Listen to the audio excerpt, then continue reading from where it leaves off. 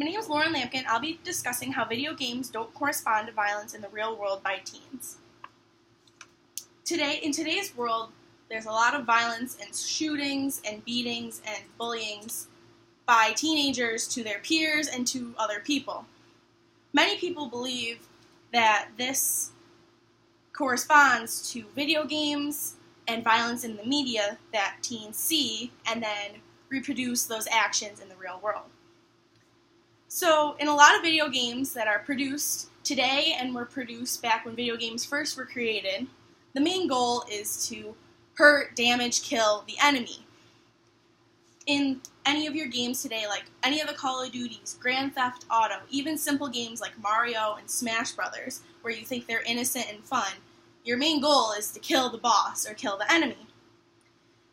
A lot of people believe that this, by teenagers and young children doing these actions and partaking in these video games that promote drugs and violence and shootings, that then when they become older, that they will reproduce these actions. So today's media and scientists and the government, they have to stop focusing on why people act out, like why the teenagers, why would they want to act like that, and focus on how they get control of guns and weapons and other means like that. So the problem with violence is that teenagers aren't the problem.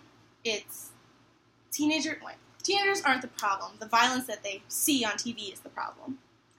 So a recent study that was studied between 1996 and 2001 showed that there was no correlation between video games and youth violence, and that when teenagers actually played more video games and did more of these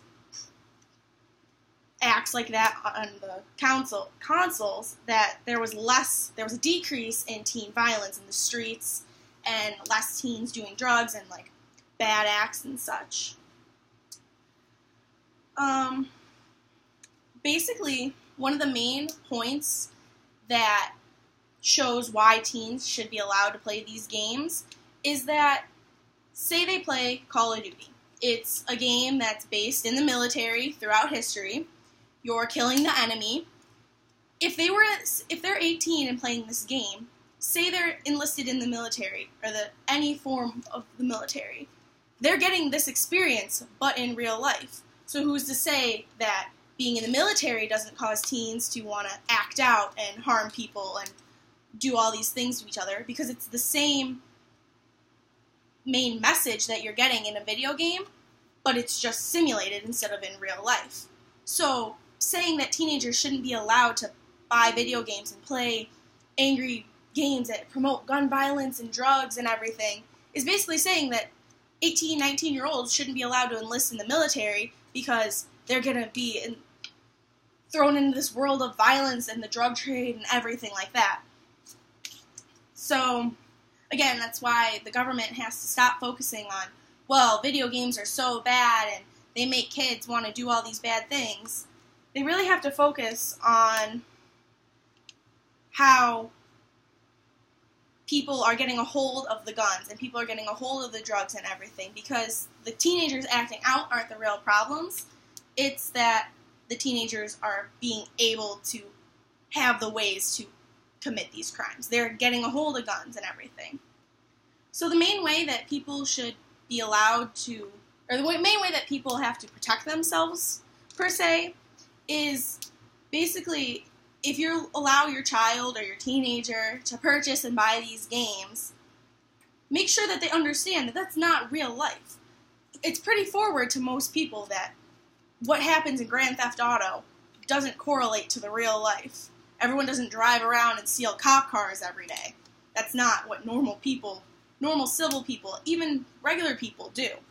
No one goes out and drives around and wrecks cars on the daily basis. Like, it doesn't correlate to real life. And that's what the main studies have shown, is that by playing these video games that teenagers don't register that that's what they're going to go do in real life. Like, oh, I saw someone do this on Grand Theft Auto, I can do that too.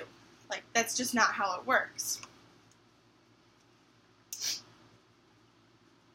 And pretty much if the government and everyone is really concerned with safety and teenagers being such a threat to society and causing bullying and abuse and such with their peers, then they should have more programs and more centered things towards older kids. Because the only thing you really get when you're in a high school setting is in 5th grade, you take a course and it tells you don't do drugs, drugs are bad. No one gets told anything once you get into high school or into college. There's no, oh yeah, you shouldn't bully people because it's bad. Like, there's no program centered around that, so teenagers just do what they're brought up to and what their peers do.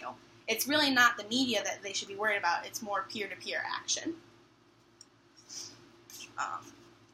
Just because teens see something or play something or watch a movie where people beat each other up and kill each other doesn't mean that they're going to do this in real life.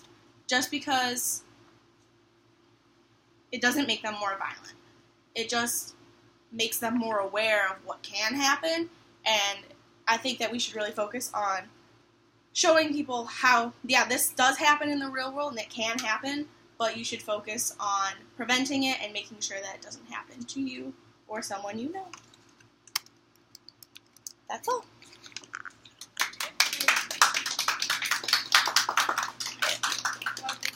Thanks, Brian.